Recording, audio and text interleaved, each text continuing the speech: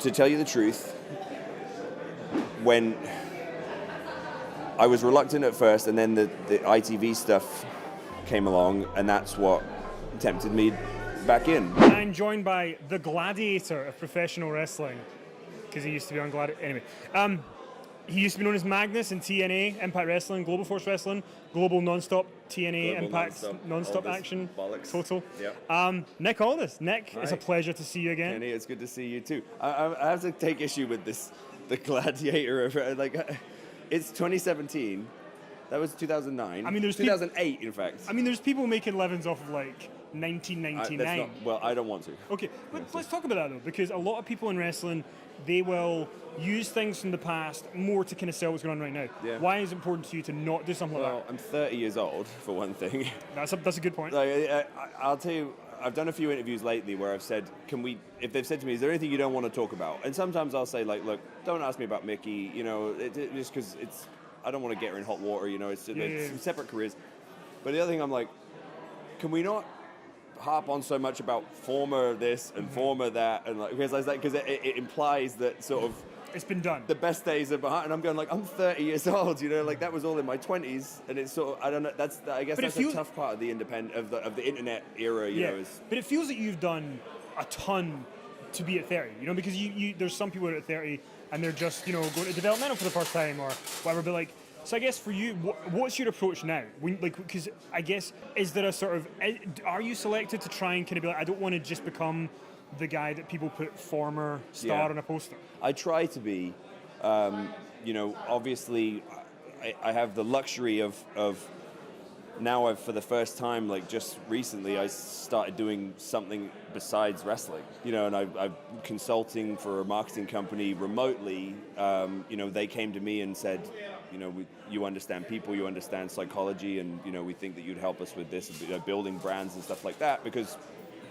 they actually understood that pro wrestlers, that's sort of, you have to do that, you know, build brands and understand helping people to sort of stay in line with a brand and stuff like that. And it's been a fun challenge because I haven't done anything like that really my whole adult life. But the other reason I did it was because I like to pull my weight financially in the house, you know, and obviously I could just sit back and, you know, Mickey is earning quite comfortably, but I don't operate like that. But it's also because I don't want to take every single offer, you know. I appreciate anyone who risks their money to put on wrestling, because it's a huge risk. You know, the very few shows actually make money, even at the top level, as we've seen.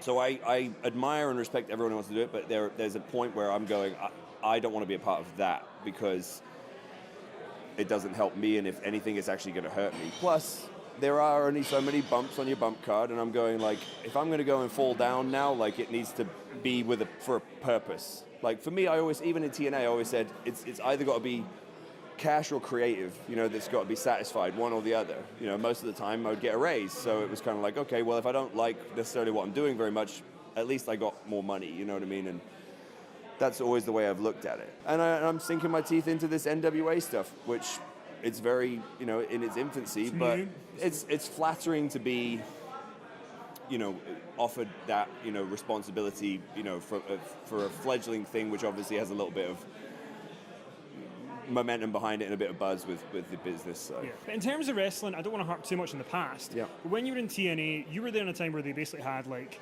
every legend you could think of was there. Yeah.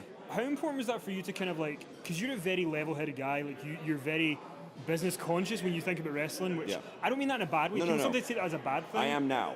But like, how important, like, was that something that you seeked people out to kind of be like, getting advice and just kind of like, instead of just being around these older wrestlers and be like, oh, hey, it's cool to be near Ric Flair. Like, I'm going to try and sit under the learning tree, get some advice. No, absolutely. And it's interesting that you picked up on that, because I didn't even realize that was happening at first. I was just going with my instinct and doing what I thought logically was the right thing to do. I've always been intrigued by the business side of pro wrestling, like you have, you know, and why it sort of flourished into a whole new separate industry almost, where we dissect the other part of it, going back to other stuff. So I'm part of that generation. Like I've always interested in that stuff. So for me, I didn't want to be the the kid who was just like, I just want to be a wrestler, because I knew that in the long run, those guys didn't make it, or they didn't get everything they should have got. I listened to the successful guys and went, well, I'm going to go and hitch my wagon to him because I want to be successful. Like Scott Hall, he's like, I didn't get in here to make my way to the middle. You know what I mean? Like, and that's how I always felt. Like, I was like, if I can be the top guy here, great. It's a silly thing, but I was never a mark for being the champion, okay? And I know that sort of become a thing with me. Like, oh, he was the first TNA, British TNA world champion, and he was the first Global Force champion. And I feel like sometimes there's almost this idea that I'm really into that, and it's cool and everything, but I wasn't a mark for belts, to be a champion or anything. But the thing about it is that when Vince Russo, and I'm friends with Vince, I like Vince a lot, and I think that he gets a harsh deal overall, but we had a conversation, and he was like, what, do you want to be world champion or something? And I said, yeah, of course, because I did believe in that thing because he said, oh, a British guy will never be a world champion. And I know he was saying it to be flippant and just to get a reaction. I don't believe that he probably deep down really thought that, but if I'd have thought for 1 second that actually was the mentality at that company, I'd have left. Like, I would have just quit that day, like, straight up. Not because I wanted to be champion so badly, but because it would be indicative of, like, well, what am I doing here then? Because to me it was like, this step is to get to this step and to get to this step, and I looked at it and went, I've been here now long enough. I don't know if I'd have had a chance to go to WWE at that point or not. I don't know. But I'm sticking out here now, and now I'm here. Like, now I like give a shit, and I'm sticking out. I want to be the top guy. Like, I'm gonna be the top guy. Like, if I'm here, I'm gonna be the top guy. Like, I'm gonna be the world champion, and once I'd done that, in my mind, I think that's actually what led to me sort of perhaps having a bit of a roller coaster after that, because I'd put so much emphasis on that I'd forgotten that, like, now I need my next goal, because I was always been that next thing, and I got so fixated on I'm going all the way here, like, I don't care what anyone says. Yeah. And I did, and I've always looked at it like that. It's interesting that you bring up, so, when you became the first British world champion in TNA, it was touted out and all that sort of stuff, and you left the company, and since you've left, there's just been regime, change, and all that sort of stuff. And there was some rumors, maybe a few months ago, that you might step back in there, and it didn't pan out. Well, it wasn't rumors, it was, they just, I was back in briefly, but just on a handshake, yeah. So why do you think there is hope for them, in the sense of, like, is it something you would ever look back to, or is it one of those things where you kind of want to go, that was the past, I want to create new things now? That's definitely how I feel now. Mm-hmm. When I dipped my toes back in, briefly, honestly, it was, I'll tell the truth, Jeff dangled the carrot of the ITV thing. That's what I probably wouldn't have gone back had it just been Impact Wrestling on Pop TV. They were nice. It was a decent enough payday, but I probably would have looked at it and gone, because my thing of it was, who have I got to work with? It was Alberto who was he was the guy I was excited to work with, and I worked with him right away. After that, nothing against the guys that were there, but I'd either already worked with them all, or it wasn't something that I perceived to be something that would help elevate me. I felt like I'd be the one elevating others. And I was like, I'm 30 years old, like, that's not my role yet,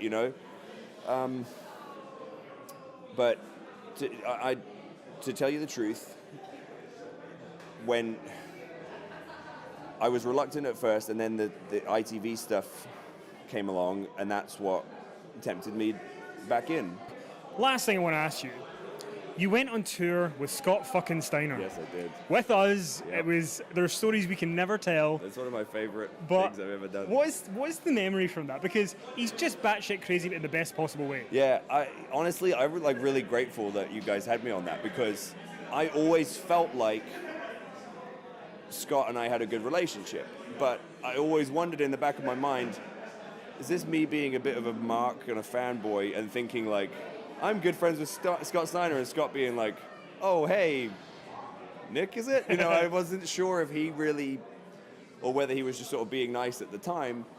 And it was nice to sort of be on that thing with him and for him to, you know, validate me in that respect, because I looked up to him a lot, you know, and not necessarily, he's his own guy, you know, like sometimes in this business now we're so quick to like associate someone with someone else's views and opinions and stuff like that. He's his own guy. I'm my own guy. Which you made sure to point out at various occasions. Yeah, you know, but I understand that the residual heat can be there. But to me, it was just like, he's a dude. Like, and you know now from being, you have to be around him a bit to understand just like what a cool dude he is. And it was just fun for me to get to be around him for, you know, for an extended period like that. But also, I think it was, I don't think that he got, the tail end of his career wasn't fair to him, you know? And I think that he really appreciated on a deep level having those few nights where his career was celebrated and he was celebrated and he was the focal point and he was, because I feel like most guys deserve that, because let's face it, the Hall of Fame, you know, given his current relationship there, is probably not going to happen.